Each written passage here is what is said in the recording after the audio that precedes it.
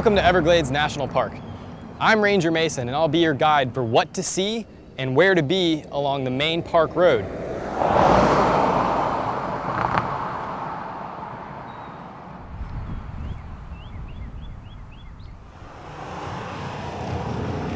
Here we are at the Coe Visitor Center. This is a great place to start your trip and plan your journey through the Everglades. You can go inside and pick up a map and speak to a ranger. You can also pick up a schedule of our ranger-led programs for that day. And how long does it take to get all the way through? All the way to Flamingo, it's about an hour, 38 miles. It's a beautiful drive though. Today we're going to be headed from the entrance all the way down to Flamingo.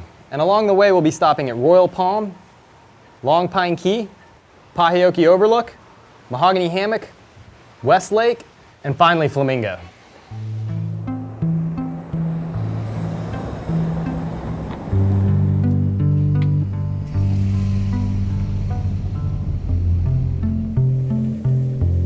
As you drive through the park, look out for wildlife crossing the road and make sure to pay attention to all the road signs. A lot of people, when they come here for the first time, are expecting to see a deep, dark swamp. And they're amazed to really see a mosaic of habitats that include open freshwater sloughs, pinelands, hardwood hammocks, cypress domes, and mangrove swamps.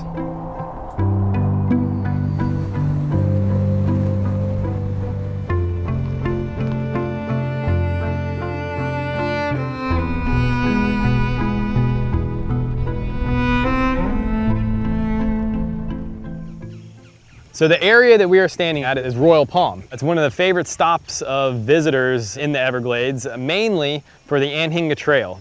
It's a trail that walks you out into the marsh and you get to see a lot of wildlife. During the winter, the water levels drop. Everything is concentrated right here, giving you this great opportunity to see the wildlife up close.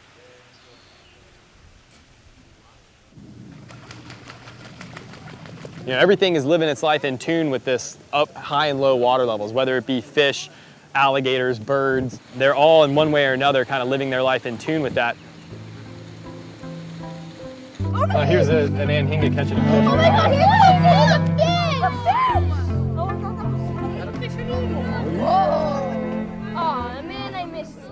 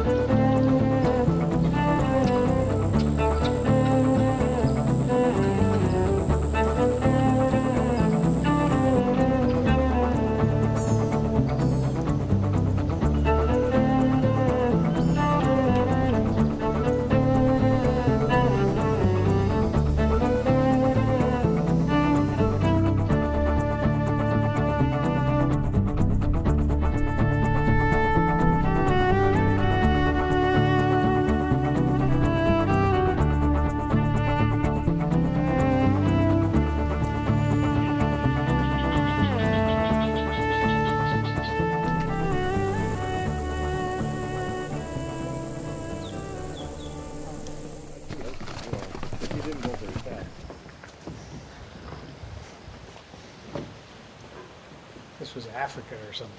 That's what people say. They look out there and they're like, it looks like a, Kenyan grasslands or something. But this, what we're looking out at, is Shark River Slough. Shark River Slough is the main heart of the Everglades. When Marjorie Stoneman Douglas wrote that book, River of Grass, this is what she was talking about. And it's all a flow of water that's coming down through these sawgrass prairies, heading down south, eventually making its way out into the Gulf of Mexico. Flies. All right, you guys ready to head on down to Mahogany Hammock?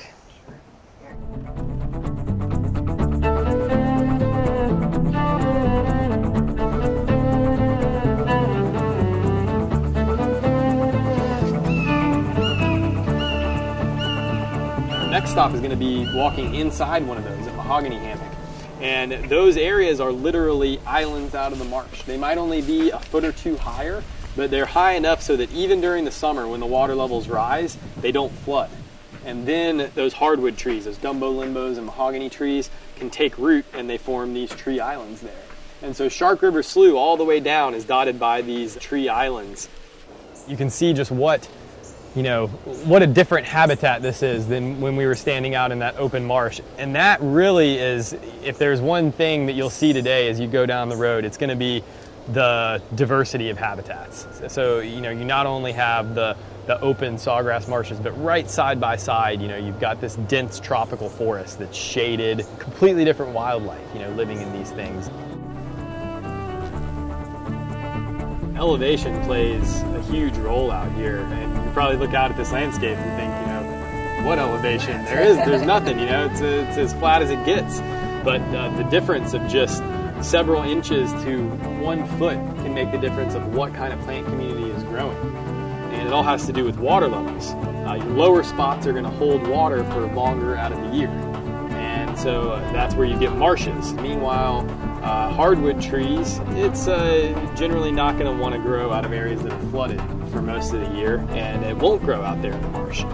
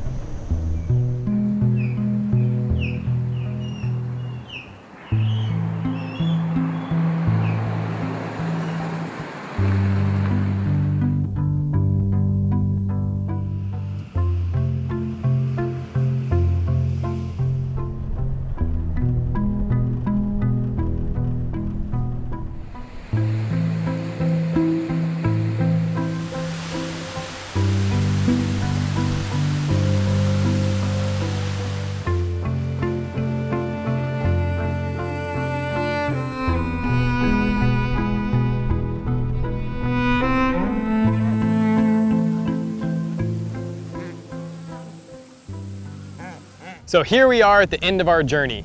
We've gone from the entrance of the park all the way down to Flamingo. And along the way we passed through sawgrass prairies, a pine forest, tropical hardwood hammocks, mangrove forests, and now we find ourselves in the Flamingo area, which overlooks Florida Bay. Florida Bay is the recipient of all of the fresh water that we were looking at today. When we were standing at Taylor Slough, the water that was flowing through those sawgrass prairies was slowly making its way to this shallow ocean bay.